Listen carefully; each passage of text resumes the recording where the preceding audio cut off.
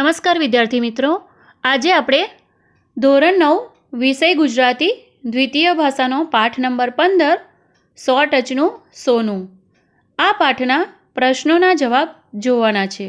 પ્રશ્ન નંબર 1 જોઈએ. પ્રશ્નોની નીચે આપેલા વિકલ્પોમાંથી સાચો વિકલ્પ પસંદ કરી લખો. 1. કુટુંબમાંની દ્રષ્ટિએ 100 ટચનું સોનું એટલે અ. હોલમાર્કવાળું સોનું, બ. ભણતર, ક. શુદ્ધ સોનું, ડ. ચાંદી. જવાબ જોઈએ. કુટુંબમાંની દ્રષ્ટિએ 100 ટચનું સોનું એટલે ભણતર, એટલે જવાબ આવશે બ. 2. સુધામૂર્તિની દ્રષ્ટિએ અતિથિ દેવો ભવની ભાવના જોવા અ. શહેરોમાં જવું પડે, બ. ગામડાઓમાં જવું પડે, ક. વગડામાં રહેવું પડે, ડ. મહાનગરોમાં જવું પડે. તો જવાબ જોઈએ. સુધામૂર્તિની દ્રષ્ટિએ અતિથિ દેવો ભવની ભાવના જોવા ગામડાઓમાં જવું પડે, એટલે જવાબ આવશે બ. 3. કુટુંબમાંના અંતરાત્માનો સાદ હતો કે અ. તું બાકીનું જીવન શહેરમાં જ વિતાવી દે, બ. તું જંગલમાં સંન્યાસીની બની જા, ક. તારે ગામ પાછી જા અને તારા માણસો માટે કંઈક કર, ડ.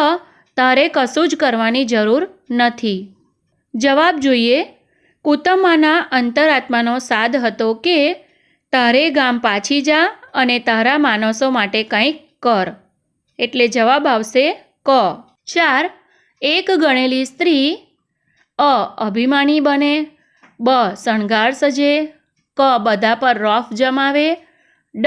આખા ગામને દીપાવે. તો જવાબ જોઈએ. એક ગણેલી સ્ત્રી આખા ગામને દીપાવે, એટલે જવાબ આવશે ડ. 5. અયપ્પાનું પાત્ર કઈ કૃતિનું છે? અ. પ્રાણીઓનું ગોકુળ, બ. 100 ટચનું સોનું, ક. સોયનું નાકું, ડ. સિંહનું મૃત્યુ. તો જવાબ જોઈએ. અયપ્પાનું પાત્ર 100 ટચનું સોનું કૃતિનું છે, એટલે જવાબ આવશે બ. પ્રશ્ન નંબર 2.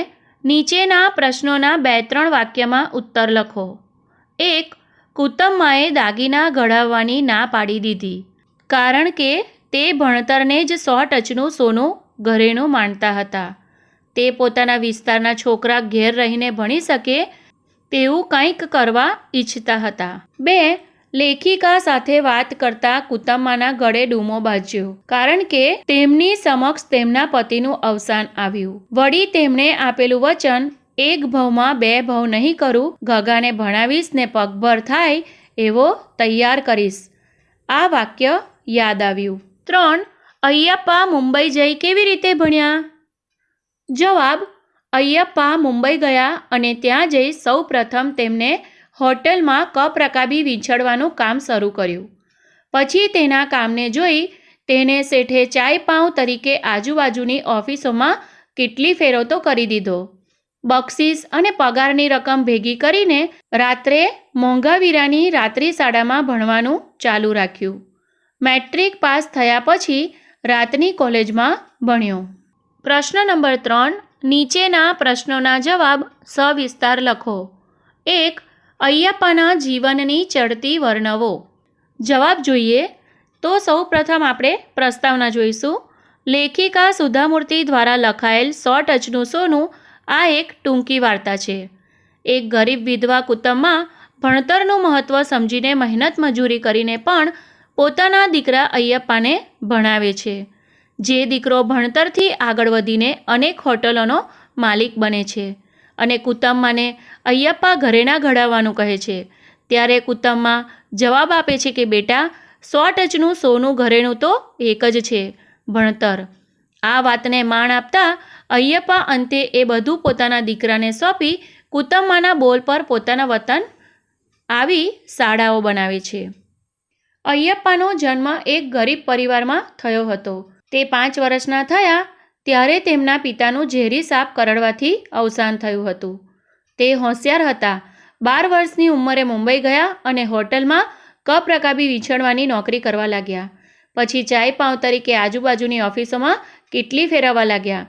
બક્ષિસ અને પગારની રકમ ભેગી કરીને રાત્રે મોંઘાવીરાની રાત્રિ શાળામાં ભણવાનું ચાલુ રાખ્યું. ત્યાંથી સારા ટકા મેળવી મેટ્રિક પાસ થયા. હોટલના માલિકે એમને ક્લાર્ક તરીકે રાખ્યા. એમને રાતની કોલેજમાં નામ લખાવ્યું. કોલેજ પતાવીને મુંબઈમાં હોટલ ચાલુ કરી. 12 વર્ષ એક જ હોટલમાં કામ કરીને બધો હુનર શીખી લીધો હતો. પછી તો તે અનેક હોટલોના માલિક બન્યા. માતાના કહેવાથી અય્યપ્પાએ પોતાના દીકરાને બધું સોંપીને 55 વર્ષની ઉંમરે વતનમાં પાછા આવીને અનેક શાળાઓ બંધાવી. 2. કુતમ્માનું પાત્ર લેખન કરો. જવાબ: લેખિકા સુધામૂર્તિ દ્વારા લખાયેલ 100 ટચનું સોનું આ એક ટૂંકી વાર્તા છે. આ ટૂંકી વાર્તામાં એક ગરીબ વિધવા કુતમ્મા ભણતરનું મહત્ત્વ સમજાવે છે. કુતમ્મા બહુ ગરીબ હતા. નાનપણથી જ એ શાળાના માસ્તરના બગીચામાં મજૂરીએ જતા. કુતમ્માના લગ્ન નાની ઉંમરે જ થયા અને દીકરો પણ નાની ઉંમરે જ જન્મ્યો. દીકરાને સારું ભણતર આપવા તેમણે કુટુંબ નિયોજન અપનાવ્યું. દીકરો 5 વર્ષનો થયો ત્યારે તેમના પતિને ઝેરી સાપ કરડવાથી અવસાન પામ્યા. તેમણે તેમના પતિને વચન આપ્યું કે એક ભવમાં 2 ભવ નહીં કરું. ગગાને ભણાવીશ અને પગભર થાય એવો તૈયાર કરીશ. આમાં એમની હિંમત અને દ્રઢ મનોબળના દર્શન થાય છે. દીકરો પગભર થયો અને તે અનેક હોટલોનો માલિક બન્યો. કુતમ્મા શહેરમાં દીકરા સાથે રહેવા ગયા, પણ તેમને ત્યાં ન ફાવ્યું અને તેમણે એમના દીકરાને કહ્યું, મારો અંતરાત્મા સાદ કરે છે, તારે ગામ પાછી જા અને તારા માણસો માટે કંઈક કર, તો આ જન્મારો લેખે લાગે. માની વાત દીકરાને ગળે ઉતરી ગઈ. પોતાના હોટલોની જવાબદારી પોતાના બાળકોને સોંપીને તે વતનમાં પાછા આવ્યા. અનેક નિશાળો બંધાવી. દીકરાએ કુતમ્માને ઘરેણા ઘડાવવાનું કહ્યું.